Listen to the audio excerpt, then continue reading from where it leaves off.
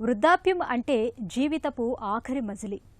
జీవితకాలపు అనుభవాల్ని నెమరు వేసుకుంటూ మనవళ్ళు మనవరాళ్లతో హాయిగా కాలక్షేపం చేయాల్సిన వయసు. అయితే ఎంతమంది పెద్దలకు మలి వయసులో ఇలాంటి జీవనం దక్కుతోంది? ఎక్కువ మంది వృద్ధులు వయసుతో పాటు కమ్ముకొచ్చే వ్యాధులు, బాధలతో శేష జీవితాన్ని గడిపేందుకు ఆపసోపాలు పడుతూ ఉంటారు. కీళ్ల నొప్పులు, మోకాళ్ల నొప్పులు, బీపీలు, షుగర్లు, గుండె జబ్బులు, క్యాన్సర్లతో సతమతమవుతూ ఉంటారు. అయితే ఇవేమీ అధిగమించలేని సమస్యలేమీ కాదు.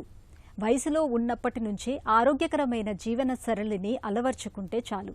మలి వయసు జీవనానికి జీవిత బీమా చేసుకున్నట్లే. వృద్ధాప్యంలో జీవనం ఆరోగ్యకరంగా ఉండేందుకు ఏం చేయాలో ఇప్పుడు తెలుసుకుందాం.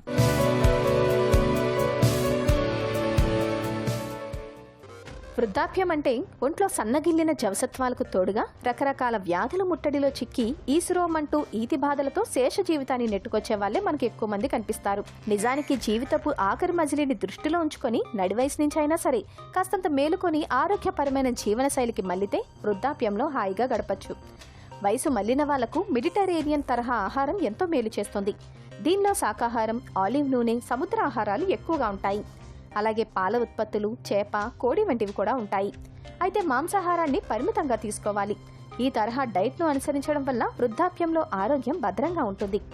పసుపులోని కర్క్యుమిన్, క్యాబేజీలోని క్వెర్సిటిన్, డార్క్ చాక్లెట్, కొన్ని రకాల బెర్రీలకు వయసును నిరోధించే గుణం ఉంది. ఇవి ఫ్రీ రాడికల్స్ వల్ల జరిగే నష్టాన్ని ఆపడమే కాదు, వయసును పెంచే కారకాలను నియంత్రిస్తాయి. వీటిని తరచుగా తీసుకోవాలి. ఇక పులియబెట్టిన పెరుగు లాంటి పదార్థాలు తీసుకోవడం చాలా ముఖ్యం. దీనివల్ల పొట్ట ఆరోగ్యం మెరుగ్గా ఉంటుంది. రోగ నిరోధక శక్తి కూడా పెరుగుతుంది. తరచూ ఉపవాసం ఉండటం, మితంగా తినడం మేలు చేస్తాయి. దీనివల్ల లిథోకాలిక్ అనే యాసిడ్ విడుదలవుతుంది. పొట్టలో ఉండే బ్యాక్టీరియా దీన్ని విడుదల చేస్తుంది. ఇది కెలోరీల వినియోగాన్ని తగ్గించేందుకు సహాయపడుతుంది.